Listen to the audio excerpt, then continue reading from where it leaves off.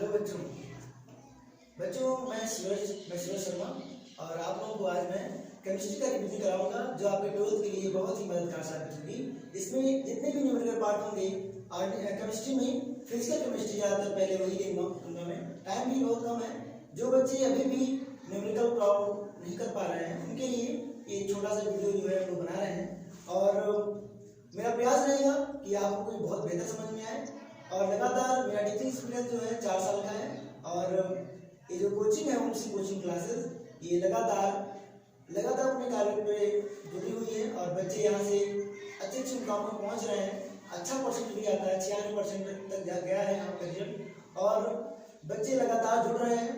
और कई सारे बच्चे ऐसे हैं कि जो किसी कारणवश नहीं आ पा रहे हैं कोचिंग या घर बहुत ज़्यादा दूर रहे साइकिल से नहीं आ पा रहे हैं यहाँ पे, तो उनके लिए कुछ हम लोग निकाल के चलो बच्चे नहीं आ पा रहे हैं कोई बात नहीं, हम लोग जो है यूट्यूब की मदद से जो है वहाँ तक उनको कुछ हेल्प जो कर सकते हैं हम लोग वो करें। तो चलो बच्चों आज हम आपको एक फिजिकल केमिस्ट्री का विलियन का चैप्टर लेते हैं। देखिएगा यहाँ पर हमने विलियन का चैप्टर लिया है और हमारा टारगेट रहेगा न्यूमेरिकल प्रॉब्लम जितने भी इस टॉपिक में रहेंगे। सबसे पहले हम लोग ले रहे हैं सांद्रता को प्रदर्शित करने वाले विभिन्न पद। तो सांद्रता से संबंधित जो भी सवाल आते हैं बोर्ड हर बार पूछता है, कंपटीशन में भी पूछता है, नीट में जेई में सारे में ये सारे क्वेश्चन आते हैं। तो सारे कॉन्सेप्ट मैं आपको बताऊंगा, उसके बाद न्यूमेरिकल भी आपको सॉल्व कराऊंगा। तो चलिए शुरुआत करते हैं। तो सांद्रता को प्रदर्शित करने वाले विभिन्न पद ये हमारा न्यूमेरिकल पार्ट है। यहाँ से हम लोग पढ़ेंगे द्रव्यमान प्रस्तुत के पदों में ये क्या होता है, आयतन प्रस्तुत के पदों में, द्रव्यमान आयतन के पदों में, पीपीएम पार्ट्स पर यूनिट के पदों में। फिर आगे हम लोग पढ़ेंगे मोल प्रभाज, मोलरता, मोलरता, नॉर्मलता, ये सारी बातें आपको बताऊंगा। उसके बाद फिर हम लोग निवेदन करेंगे। तो सबसे पहले एक छोटा सा रिवीजन के तौर पे ये क्लास ले रहे हैं और इस पे हम लोग सबसे पहले समझते हैं विलियन क्या होता है। तो विलियन क्या है, दो या दो से अधिक पदार्थों का मिश्रण विलियन कहलाता है। 2 या 2 से अधिक पदार्थों का मिश्रण विलियन कहलाता है। और इसमें ये जो विलियन होगा ये 2 घटकों से मिलकर बना होगा, विलेय और विलायक। तो हम यहाँ बोल सकते हैं कि जो विलियन होगा वो इक्वल होगा विलेय और विलायक। तो एक बार दोबारा से 2 या 2 से अधिक पदार्थों का मिश्रण विलियन कहलाता है। इनमें से जो कम मात्रा में उपस्थित होता है उसे हम विलेय कहते हैं और जो अधिक मात्रा में उपस्थित होता है उसे हम विलायक कहते हैं। यदि कोई विलियन जिसमें विलायक जल हो ऐसे विलियन को हम लोग कहते हैं, ऐसे विलियन को हम लोग जलीय विलियन कहते हैं। अगर कोई विलियन 2 घटकों से निर्मित है जैसे चीनी और पानी 2 घटक इसमें है तो ऐसे विलियन को हम कहेंगे द्विअंगी विलियन। तो ये थोड़ा सा इंट्रोडक्शन था मैंने दिया आपको। अब आइए न्यूमेरिकल हमारा टारगेट है तो शुरू करते हैं। सांद्रता को प्रदर्शित करने वाले विभिन्न पद हम लोग पहले सांद्रता को पढ़ेंगे। पहला पढ़ रहे हैं द्रव्यमान प्रस्तुत के पदों में। द्रव्यमान प्रस्तुत के पदों में इसको लिखते हैं % W/W। % W/W होता है विलेय का द्रव्यमान बटे विलियन का द्रव्यमान गुणे 100। विलियन का द्रव्यमान गुणे 100। ध्यान देना बच्चों, ये भी हमें ग्राम में लेना है और ये भी हमें ग्राम में लेना है, ये बात का ध्यान रखना। तो ये हमारा आ गया द्रव्यमान प्रस्तुत के पदों में। अगर हम बात करें आयतन प्रस्तुत के पदों में तो ये आ जाएगा विलेय का आयतन बटे विलियन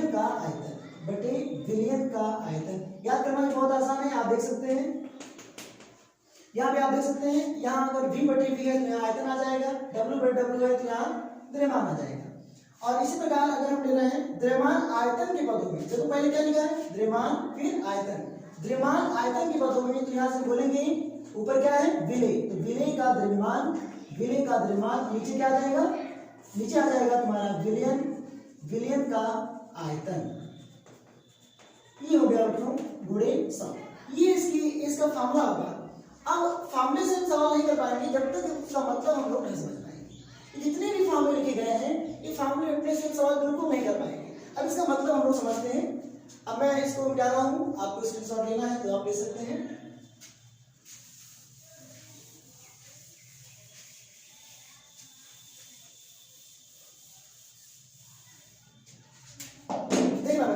हमने लिखा था परसेंट डब्लू बटे डब्लू बराबर विलेय का द्रव्यमान बटे विलयन का द्रव्यमान गुणे 100। जैसे मैंने कहा 5% डब्लू बटे डब्लू यूरिया विलयन। मैंने कहा 5% डब्लू बटे डब्लू यूरिया विलयन। क्या मतलब इसका है? अब जब तक आप इसका मतलब नहीं जान पाएंगे हम कोई भी न्यूमेरिकल नहीं सॉल्व कर पाएंगे। सबसे पहले हम इसका मतलब समझें। 5% डब्लू बटे डब्लू यूरिया विलयन का तात्पर्य है कि ध्यान देना 5 ग्राम, ऊपर देखो डब्लू है, 5 ग्राम विलेय 5 ग्राम विलेय 100 ग्राम विलयन में उपस्थित है। ये बहुत ही इंपॉर्टेंट फैक्टर है। जब तक आप इसका मतलब नहीं जान पाएंगे तब तक आप कोई भी न्यूमेरिकल नहीं सॉल्व कर पाएंगे। तो इस छोटा सा बेसिक से शुरुआत कर रहे हैं और आप देखिएगा कितना बढ़िया है, कितना आसान है। 5% डब्लू बटे डब्लू यूरिया विलयन का तात्पर्य है 5 ग्राम विलेय 100 ग्राम विलयन में उपस्थित है। अब बताइए जरा, जो हमारा विलयन होता है वो किससे मिलकर बना होता है? विलेय और विलायक से। तो हमने यहाँ लिख दिया विलेय और विलायक। आप नीचे बताइए, जो आपका विलयन है कितना ग्राम है? 100 ग्राम। विलेय कितना ग्राम है? 5 ग्राम। अगर हम विलायक आपसे पूछें, तो विलायक कितना आ जाएगा बताओ जरा। तो यार तुम्हारा विलायक आ जाएगा 100 - 5 बराबर कितना हो जाएगा? 95 ग्राम। तो इस छोटे से कॉन्सेप्ट में क्या क्या छुपा था ये आपको समझ में आना चाहिए। 5% डब्लू बटे डब्लू यूरिया विलयन है, इसका मतलब है 5 ग्राम यूरिया है। 5 ग्राम यूरिया, क्योंकि यूरिया की विलयन है, जो विलय होगा वो यूरिया होगा। 5 ग्राम यूरिया 100 ग्राम विलयन में उपस्थित है। तो यूरिया तुम्हारा अगर 5 ग्राम है तो जो तुम्हारा विलायक होगा वो 95 ग्राम आ जाएगा। ओके, अब यहाँ तक बात सबको समझ आ गई। अब हम लोग इसी प्रकार अगर हम यहाँ करते हैं द्रव्यमान आयतन के पदों में, तो यहाँ V बटे V हो जाएगा। तो विलयन का द्रव्यमान हट जाएगा। यहाँ पे क्या आ जाएगा? विलेय का आयतन, और यहाँ पे क्या आ जाएगा? विलयन का आयतन। अब ये बताओ, जब यहाँ हट गया तो हमने यहाँ पे क्या किया? V बटे V किया। अब कोई ऐसे ले लो, ये घटा दो, हमने लिख दिया C2H5OH, हमने ले लिया अल्कोहल। 5% V बटे V एथिल अल्कोहल विलयन का तात्पर्य। तो अगर हम इसकी बात करेंगे तो 5% एथिल अल्कोहल विलयन का तात्पर्य होगा कि 5, अब यहाँ पे ये ग्राम हट जाएगा, क्या जाएगा यहाँ पे? ml। अब विलयन के साथ मतलब क्या लेंगे? C2H5OH। तो 5 ml C2H5OH 100 ग्राम हट जाएगा, क्या जाएगा यहाँ पे? ml। 100 ml विलयन में उपस्थित है। उसी प्रकार हम यहाँ भी निकालेंगे। तो जैसे हमारा W बटे W था, वैसे यहाँ पे क्या है? V बटे V, ये आपका आ गया। अब इसके बाद अगर हम बात करें, अगर हम नेक्स्ट बात करें W बटे V की बात करें, तो हम बोलेंगे विलेय का, भाई आयतन यहाँ हट जाएगा, क्या जाएगा? विलेय का द्रव्यमान और बटे विलयन का यहाँ पे आयतन। ध्यान देना, यहाँ ऊपर W है, नीचे क्या है? V है। ये हमारा हो जाएगा। अगर हम कहते हैं यहाँ W लगा देते हैं और इसको बदल देते हैं, Ht कॉमन ले लेते हैं, CH3COOH। मैंने आपसे कहा 5% W बटे V Ht कॉमन विलयन का तात्पर्य है कि 5, और ये में हट जाएगा, क्या आएगा यहाँ पे? क्या आएगा? 5 ग्राम विलेय के साथ में क्या लेंगे? Ht common, CH3COOH Ht common 5 ग्राम Ht कॉमन 100 ml विलयन में उपस्थित है। उस प्रकार भी हम लोग ये काम कर लेंगे। तो इसी प्रकार अगर हमें इस चीज कहीं भी लिखा रहे तो इसका मतलब आसानी से समझ जाएंगे। ओके, तो परसेंट W बटे W, इसे हम कभी भी ध्यान देना, अगर लिखा हो परसेंट W बटे W, इसे हम भारानुसार भी कहते हैं। क्या कहते हैं? भारानुसार। तो कहीं आपको भारानुसार दे दिया हो तो समझ जाना वहां पे क्या लिखा है? W बटे W। और कहीं लिखा हो W बटे V, और या इसको कहते हैं प्रतिशत सामर्थ्य भी कह सकते हैं, प्रतिशत सामर्थ्य भी कहेंगे। तो मैं ऊपर लिख रहा हूं प्रतिशत सामर्थ्य ये कहेंगे। प्रतिशत सामर्थ्य होता है W बटे V। ये अगर कहीं लिखा हो तो प्रतिशत सामर्थ्य याद रखना, एक भारानुसार याद रखना। सबसे इंपॉर्टेंट आपका भारानुसार है, बहुत बार आता है। W बटे W का मतलब क्या होता है, W बटे V का मतलब क्या होता है, और W V बटे V का मतलब क्या होता है, ये हमने अभी आपको डिस्कस किया। और आप वीडियो को यूज करके सब कर लीजिएगा, स्क्रीनशॉट ले लीजिएगा। टाइम देखो रिवीजन हमें करना है, कोई क्लास नहीं चल रही है कि हम आपको बहुत देर बताएं। और फिर भी आपको कोई दिक्कत होती है वो आप कमेंट बॉक्स में कर सकते हैं, ऐसे आप बताइएगा हमें क्या क्या दिक्कत है, और मैं कोशिश करूंगा कि आपको जो है और ज्यादा हेल्प कर सकूं। टाइम भी बहुत कम रहता है, इसलिए जो है पहला मेरा प्रयास है ये, और आप तक जो है ताकि आपको समस्या ना हो कोई चीज। तो जिस लाइफ में हूँ जितना मुझे आता है कंफर्मली मैं आपको उतना मास्टर उतना बना दूंगा मैं आपको। चलिए शुरू करते हैं। इतना तो हमारा रिवीजन हो गया, ये हमारा 3 चीज डिस्कस हुआ। अब आगे हम करते हैं तीसरा चीज हो गया। अब आगे हम करेंगे पीपीएम के पदों में, ध्यान देना पीपीएम के पदों में, पीपीएम के पदों में। तो कभी भी सांता जो हमारी ही रहेगी पीपीएम, इसका मतलब होगा पार्ट्स पर मिलियन, पार्ट्स पर मिलियन, इसको इंग्लिश में कहेंगे। ध्यान देना पार्ट्स मिलियन होता है 10 की घात 6, 10 की घात 6 को क्या कहेंगे, मिलियन कहेंगे। और ये पहले इंपॉर्टेंट बात ये कि ये सांता का वजन कब उपयोग लाएंगे। तो जैसे मान लीजिए कोई भी विलेय यदि बहुत ही कम मात्रा में हो, कोई भी विलेय अगर बहुत ही कम मात्रा में हो, उस केस में हम पीपीएम का पद का उपयोग करते हैं। एग्जाम्पल के तौर पे जैसे मैं कहता हूँ कोई जल है, जल का कोई नमूना है, जल का नमूना है, और इसमें हमने कहा कुछ मात्रा में अशुद्धियां भरी हुई, जैसे मान लीजिए कैल्शियम कार्बोनेट जुड़ा हुआ है, हमने कहा कुछ अशुद्धियां इसमें भरी हुई हैं। तो उसको क्योंकि भाई जल में अशुद्धियां बहुत कम मात्रा में है, तो हम उस पद का उपयोग इसमें लेंगे पीपीएम के पदों में। एग्जाम्पल के तौर पे अगर मैंने कहा 10% या हमसे ऐसे कहा 10 ppm CaCO3 का जलीय विलेय, ऐसे मैंने बोल दिया। मैंने क्या कहा 10 ppm CaCO3 का जलीय विलेय। इसका क्या मतलब है, इसका मतलब ये हुआ कि 10 ग्राम CaCO3, ध्यान देना 10 की घात 6 ग्राम जल में उपस्थित है, जल में उपस्थित है, ये इसका मतलब है। अब देखिए कहां 10 ग्राम और कहां 10 की घात 6 ग्राम, तो इतनी ज्यादा इतना कम मात्रा में ये विलेय है और इतना ज्यादा मात्रा में तुम्हारा विलायक है। इस प्रकार जो सांता होगी उसे क्या कहेंगे पीपीएम के पदों में, और ये बराबर हो जाएगा पीपीएम के पदों में सांता होगी वो हम लिखेंगे विलेय का द्रव्यमान, विलेय का द्रव्यमान, इसका फॉर्मूला देख लीजिएगा, बटे विलयन का द्रव्यमान, और गुणा कर देंगे 10 की घात 6 कर देंगे, ये तुम्हारा आ जाएगा पीपीएम के पदों में सांता। ध्यान देना डिवीजन क्लास है, थोड़ा बहुत मैं आपको थोड़ा स्पीड थोड़ा तेज है, लेकिन कोई बात नहीं, आप स्लो भी कर सकते हैं, वहां यूट्यूब पे जाकर जो है स्लो कर सकते हैं, आप देख सकते हैं। आगे अब हम लोग अगला ले रहे हैं जो कि 2 और बहुत ही फेमस है, ये तो आप बहुत ही कम ही बच्चे सब जानते हैं, भले अब आगे जो है मोलरता ये सब आप जानते हैं। एक बार हम थोड़ा सा रिवीजन कर ले रहे हैं, फिर हम लोग सवाल लेते हैं। ओके ध्यान देना, अगर हमने यहां लिखा, अब आगे ले रहे हैं एक और फैक्टर है मोल प्रभाज, इसे कहेंगे इंग्लिश में मोल फ्रैक्शन। ध्यान देना मोल प्रभाज क्या होता है, यदि कोई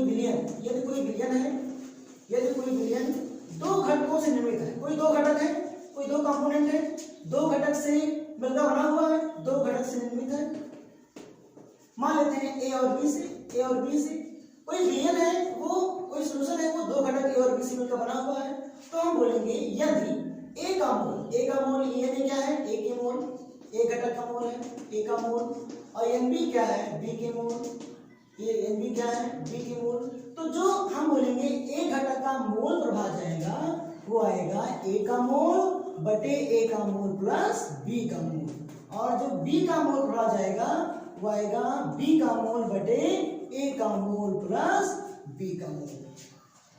तो हमारा बच्चों ये फॉर्मूला आपको थोड़ा याद करना पड़ेगा।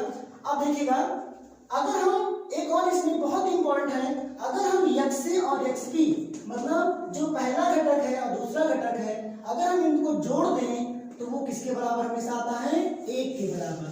इसको याद रखना, आगे जब हम न्यूमेरिकल आपको सॉल्व कराएंगे ये भी काम में वहां पे आएगा, हमें मदद करेगा सवाल को सॉल्व करने के लिए। तो ये भी आप याद रखिएगा, जहां जरूरत पड़ेगी हम इसको यहाँ पे कर लेंगे। तो ये आपका हो गया मोल प्रभाज। इसके बाद आगे कंटिन्यू करते हैं हम लोग।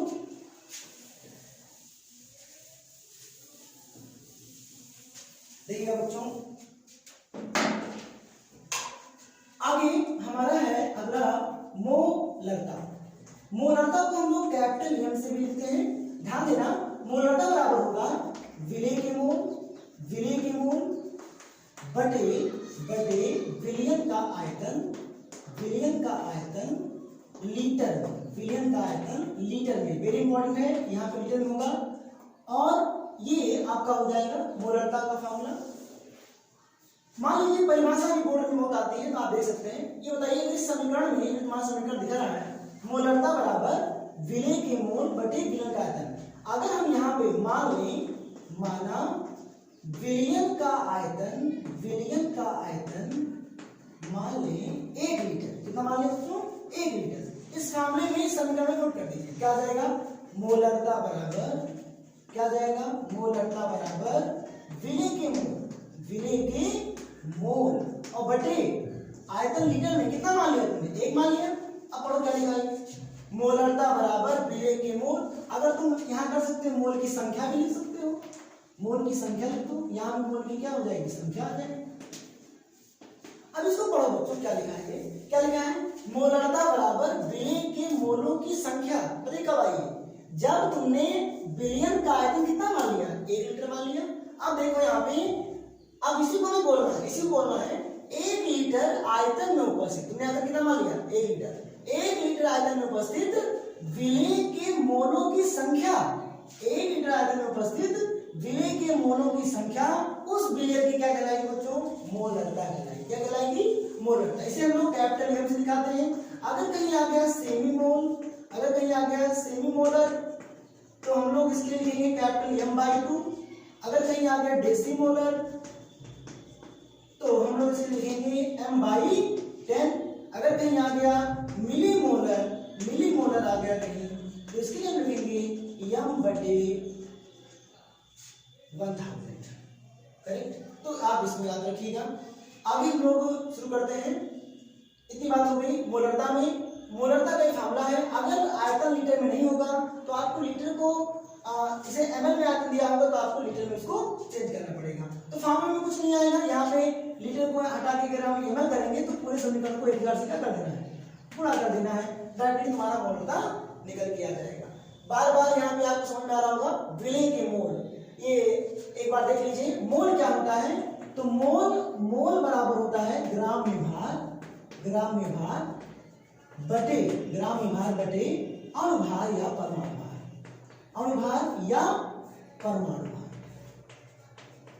याद रखना बच्चों, अणुभार या परमाणु भार, ये तुम्हारा क्या आ गया?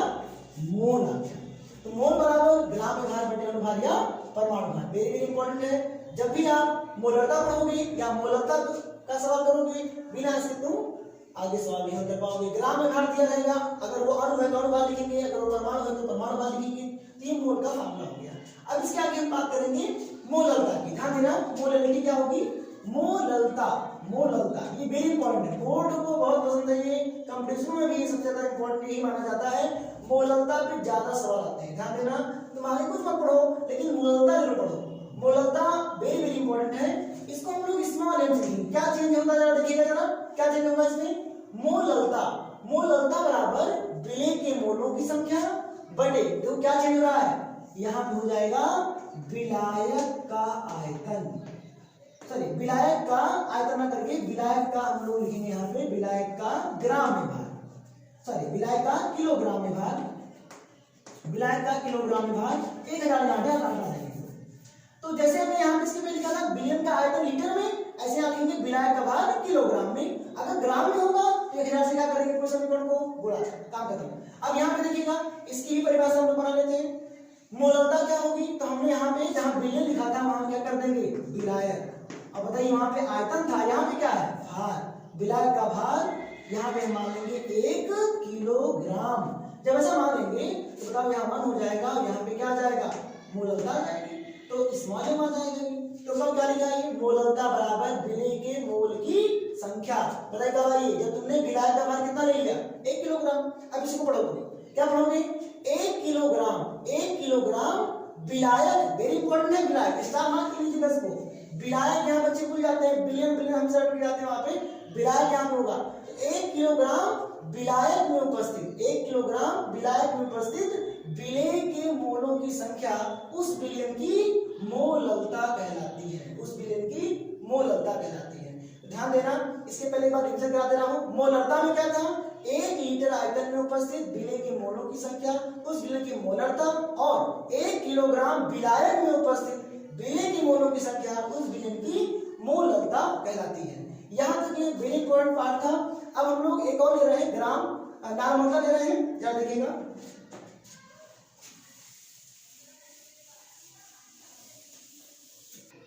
नेक्स्ट देखिए आगे, यहाँ पे देखिए नार्मलता। अब देखिए आगे नार्मलता बराबर होगा विलेय का ग्राम तुल्यांक बटे विलयन का आयतन लीटर में, बटे विलयन का आयतन लीटर में। यहाँ देखिएगा, अब ग्राम तुल्यांक क्या होता है, इसका फॉर्मूला देखिए। ग्राम तुल्यांक बराबर होता है ग्राम में भार बटे तुल्यांकी भार, ग्राम में भार बटे तुल्यांकी भार। तुल्यांकी भार बराबर होता है अणुभार या परमाणु भार बटे n फैक्टर, अणुभार या परमाणु भार बटे n फैक्टर। अब ये बताऊंगा मैं आपको n फैक्टर क्या है, जब देखिएगा यहाँ पे ये दो फॉर्मूले आपको याद करने होंगे, बाकी आपको कुछ नहीं याद करना, देखिए कैसे टाइप हो जाएगा। ये बताइए, ग्राम तुल्यांक बराबर क्या था? ग्राम में भार और तुल्यांकी भार। तुल्यांकी भार बराबर यहाँ से मैंने क्या लिखा?